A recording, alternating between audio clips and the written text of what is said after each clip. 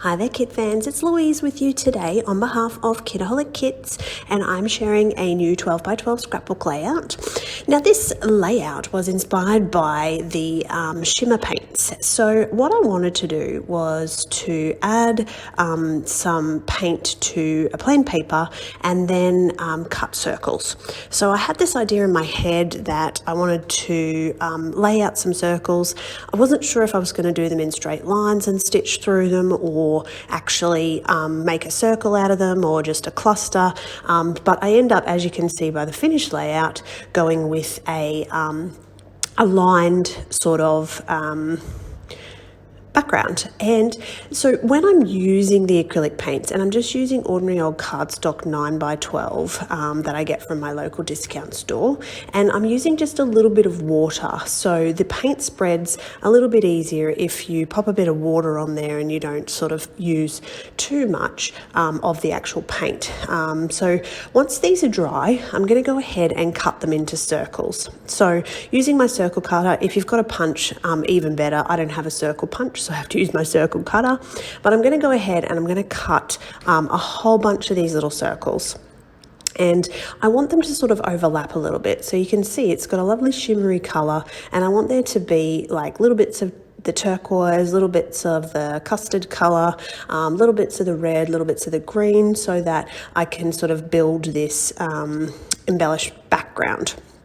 Now, I'm not going to show you all of that because that would be totally boring. You know how to cut circles. But here is where I start to play around with getting them onto the page. So I start with a single layer of, or a single line I should say, of the circles, and this is where I'm going, okay, do I want to do a whole background page of the circles? And I decide that I'm going to stagger it. So I'm going to start high in the top right hand corner and then gradually lower those lines down a little bit.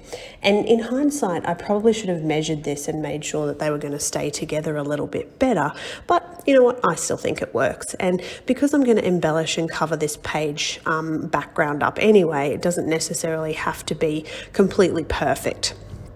So going ahead, popping them down, I do move a few of them around just because colour-wise I didn't have enough red ones for the end, and I still wanted that little pop of red to help balance it out.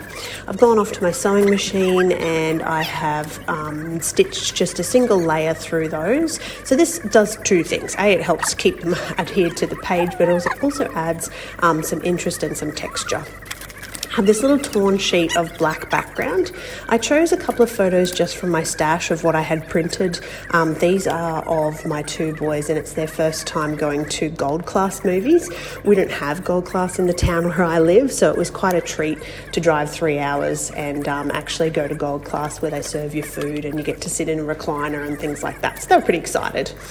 Okay, so effectively now that I've got this background, I don't need to add too much to it because it's a very busy layout already. All I'm going to do is just embellish lightly and help bring everything together. So what I'm going to do is just add a few more circle elements. Thankfully there's circles in the chipboard sticker sheets there, so I'm going to use more circles, and I'm going to just add a couple of little embellishments here and there to help bring this all together.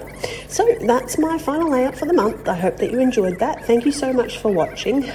If you haven't already, please make sure that you hit the little subscribe button, and don't forget to like and follow Kitaholic Kits on Facebook.